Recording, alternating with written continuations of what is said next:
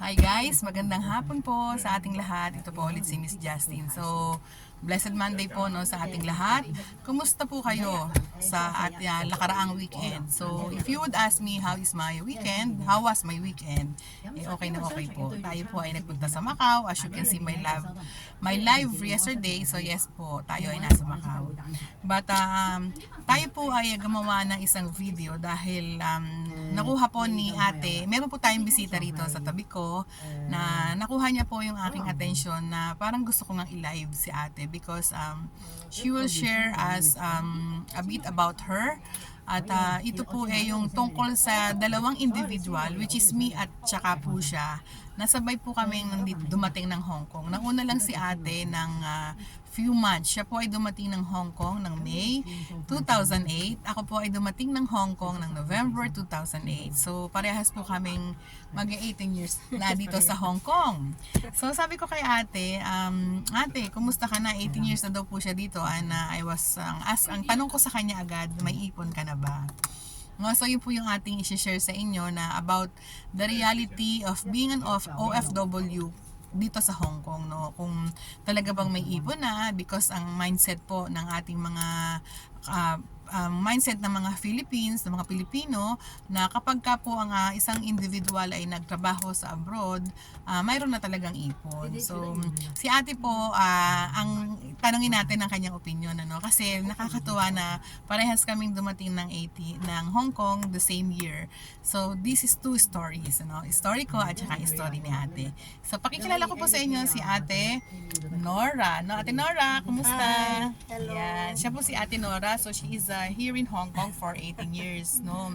So, siya po ay nandito kasi siya po ay finish contract na sa kanyang amo. And take note po, ang kanyang amo is 18, she's working with the employer for 18 years. Tama ba, ma'am? Yes, yes. So, ma'am, ang una kong tanong, may ipon ka na ba? Kasi 18 years, you know?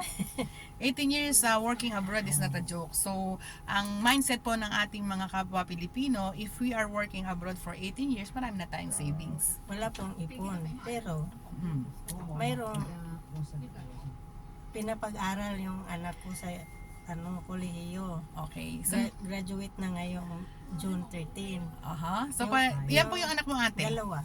Okay. So, si ate po ay may dalawang anak na. So, yung isa ba or both ba or tapos na ng kolehiyo? Second year pa yung Okay, bunso. yes. So, actually po, ang sabi ko kay ate, hindi kasi totoo yung sinasabing kapag nag-abroad na, marami ng ipon. Pero totoo po, na kapag matagal ka na sa abroad, mababago po yung ating buhay. Which is, ako po talaga nabago yung buhay ko. But on ate's experience, ate may nabago ba? Meron naman. Okay, can you tell us ano po yung changes? And you can give advice po sa kanila, dun sa ating mga followers, lalo na po. Hindi ka na naghirap pambili ng pagkain. So, sa Pilipinas tayo, nahirapan tayong maghanap ng ulam. Paano tayo makabili? Pag nandito ka na sa Abroad. makabili ka na kung anong gusto mo. And we can provide for the family needs, no? Yung Diba? kailangan ng pamilya natin. Yun. So, yun po yung nag-gain natin working abroad. Hindi po tayo yung nakakaipon na kapag matagal na. But, for sure po, kung marunong tayo mag-manage ng ating finances, mababago po yung buhay natin. Katulad ni ate. Kailangan may is kayo. Kailangan may pag-ibig in pito. Kailangan i-sure nyo kasi pag uwi nyo, hindi natin alam ang panahon. Tayo tulong ng tulong sa pamilya natin. Pag tayo nang wala, sino tutulong sa atin? As long as may pension kayo, hindi kayo kawawa. Okay. So, ate, yung 18 years mo dito sa Hong Kong, natutuwa ako sa'yo. Alam mo kung bakit? Kasi ako ang arte-arte ko na, oh. Ang layo-layo ko na nung... Sa totoo po, ang arte-arte ko na talaga, no? Way back. Ba talaga po ako ma-arte literal, no? Pero si ate kasi 18 years na, she's still the same, no? Yung napaka-humble niya. And ang isa pong natutuwa ako sa kanya because I asked her about her living status or yung arrangement niya with her employer. So sabi ko, malaki na ba yung sweldo mo? Kasi 18 years po with one employer. Alam niyo po ang sagot ni ate. Ate, ikaw ang sumagot. Sa 18 years mo, how much is your salary? ano lang, dun sa kontrata lang, kung anong na So minimum. minimum. Really? Hindi po Yeah. kayo nag-demand ng high salary? Hindi ako nag-demand. So ayan mga madam ha, she don't demand high salary sa kanyang employer for 18 years. How about ma'am ang iyong so hindi ka po nag-demand. How about your holiday? Do you have holiday every weekend? Hindi ako nag-holiday. Pag gusto ko lang mag-holiday, okay naman sila amo. Are you okay with that? Pero binabayaran naman ako. Pero okay ka po doon. Okay, kasi kumikita din naman ako. Okay guys, si ate po 18 years dito sa employer. Alam mo yan po yung masasabi ko no na compare Tiis lang, tiis lang. wag po sanang ma-offend yung mga baguhan, no? So kami po talagang I considered myself as well. At saka po yung mga friends ko working in Hong Kong, no, ng 15 years pataas. Hanggang ngayon po takot kami sa employer. Tama ate? Ginagamit mo ba ang cellphone mo during working hours? Hindi. Di ba? Pag ano lang, Pahinga. pahinga lang, sa cellphone. Okay ate, kasi tinatanong ko si ate kanina, ate, because she's applying, no, she's finding a new employer, kasi po malalaki na yung mga alaga niya. Inalagaan niya po yung kanyang mga alaga nung pinanganak. So 18 years malalaki na, so hindi na po talaga kailangan ng helper. Tinanong ko si ate, ate may picture ka ba ng mga niluto mo? Ate may picture ka ba ng mga niluto mo? Wala. Dahil, you're not Hindi ako nagluto. Sa cellphone? Si amo lang ang ano. nagluluto and Hindi. Bumibili. Or minsan lang ako. And Kasi sa social focus ako media? sa mga bata. hindi ka ba nagti-TikTok tulad ng iba? Hindi ako nag-TikTok. So, hindi po ba? 18 years, no? So, kaya po, kaya ko po siya interested to talk para po i-share sa inyo, lalo na doon sa mga baguhan, why we stay in Hong Kong these longer years. Kasi katulad ni ate, she never changed. So, hanggang this time po, si ate ay never use the phone. She always follow the employer. No holiday, you know? So, ganyan po ang mga quality ng domestic helper way back. So sana po maibalik natin because yung reason po natin is just to find na yung finances natin may stable. So hindi nagregret ka ba ate na hindi ka nagde-day off? Hindi naman. Because you already have money, right? I mean, you have the Nag-earn naman pundar. ako. Nagpundar ka na. May napundar naman ako. At saka, binabayaran naman ako pag hindi Yes. So yun po yung reason kung ba't si ate. Hindi, mas okay magtrabaho ako kaysa sa labas. Okay. So ate, ibibigay ko sa iyo ang floor. You can talk to our applicant, new applicants, no? Kung ano po yung pwede mong i-share sa kanila para po kasi lagi ako and ayoko namang isipan ng ating mga followers na si Ma'am Jazz naman common nakaupo na siya dito sa table na to. They think na hindi totoo yung sinasabi ko, no? So, si ate po ang isa sa mga living testimony ng mga OFW dito sa Hong Kong na for 18 years with one employer. So, nakakatuwa. And she's still the same person, ano? Kaya po nahiya akong bigla kasi ako ang arte-arte ko. Promise, ang arte ko po. Grabe po yung... Nandito ka sa office Grabe po yung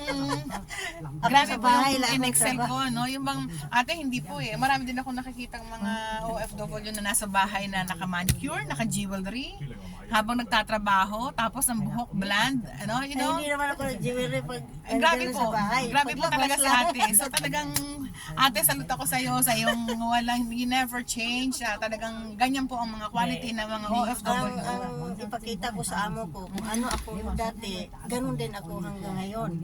Ayaw kong ganun na, porque nandito na ako sa Hong Kong, sapawan ko sila sa hindi, kung ano ako dati, pagdating nila, ganun pa rin ako sa kanila nagtrabaho. Okay, so ngayon madam, ito po at kausapin mo, and look at the camera and give a good advice, a piece of advice sa ating mga OFW or mga aplikante na first timer. Go ahead ma'am. Yung advice ko lang sa Tingin ka ma'am sa camera. sa baguhan na kunting tiis lang kasi nandito tayo nag-abroad dahil sa pamilya natin at maano natin ahon sa kahirapan yung mga relatives natin kung sino nangangailangan, especially yung magulang natin at saka yung mga anak natin na paaralin natin ng kolehiyo. Yun ang naman ang natin gusto natin na makatapos sila. Okay, so anong advice mo? Kailangan ba sa mga aplikante, paano po sila makakatagal sa employer? Makatagal kayo kung sundin nyo sila, yung amo. Huwag kayong susuway sa kanila. Kung anong gusto nila na hindi naman masama yun. Sundin mo lang. Yes, yes, yes lang. Huwag kayong fight back kasi tatanggalin talaga kayo. Yes lang ng yes. Kung gusto mong umiyak, kung may kaiyakan, doon kayo sa CR mag-iyak. Umiiyak din ako. Nag-away din kami ng amo ko. Kaso lang, hindi ako lumalaban. So this is true. You know, ako po lagi ko sinasabi sa mga aplikante. Punta lang ako iiyak ko lahat doon ako. Buhos ko luha. So tumagal ka ng 18 years. At magal ako. Si Hindi ate naman po, ako nagpa-pride. yeah, si ate po nag-alaga ng 3 bata. Tatlong So dalawang newborn po ang pinalaki niya, no? So from employer, yung kanyang unang alaga is 3 months. 3 months. Nalungkot ako kasi po kanyang resume, isa lang ang employer. Pero 18 years. No? Yung po niya pong eldest na inalagagaan is 3 years old, tapos 3 months po yung pangalawa, tapos newborn. So lumaki po talaga sa kanya literal. So kaya guys, makinig po kayo sa advice ni ate. No? Sabi niya mo na ang mga bata daw ayaw nila akong pakawalan. Tapos sabi naman ni ma'am, hindi pwede kasi hindi na tayo maka-afford. Oh. So ganun po ang mga bata po talaga, which is true naman, no? Kasi nagkaroon ka na po ng attachment. Attachment sa kanila. So guys, ate, sige po, at maraming thank you sa iyo Ma'am Nora for sharing your experience. At sana po makatulong to dun sa mga baguhan nating followers, kung bakit sila, kung ano ba yung kailangan nilang gawin. Basta di lang maggalaw-galaw, magnakaw kasi importante yon. Trustworthy kailangan. Yes. Kung anong nilagay nila sa table ng mga coins, huwag yung pakialaman, hayaan mo lang dyan.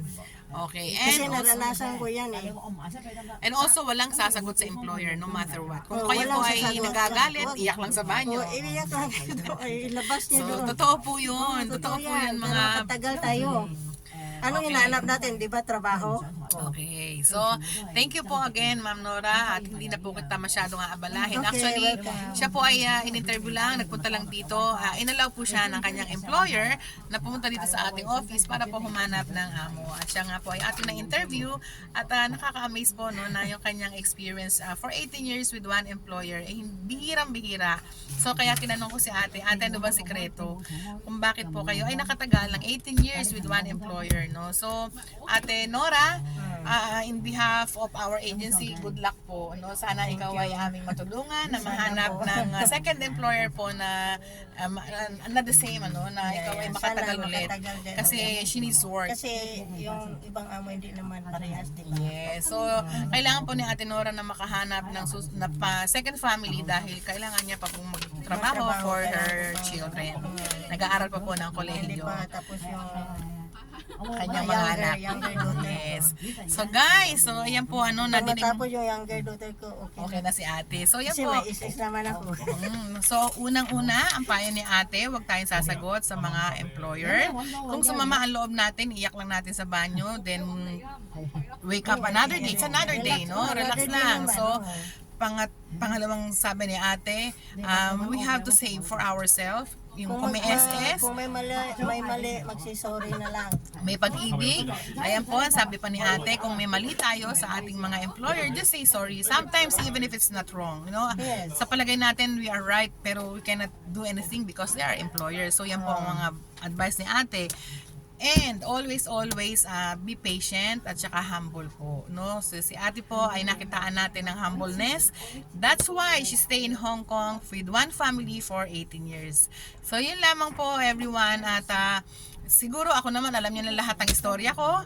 Parehas kami ni ate na 18 years dito sa Hong Kong. So two individuals with two different story na nasa Hong Kong for 18 years. So yun lamang po guys. I hope na makatulong sa inyo ang kanyang shinare, no? Doon sa mga baguhan. No? Shinare po niya yung kanyang experience. Anuhin natin, pick up natin yung maganda. Kung ayaw nyo naman, it's up to you guys. So yun lamang po and have a nice day everyone. Bye!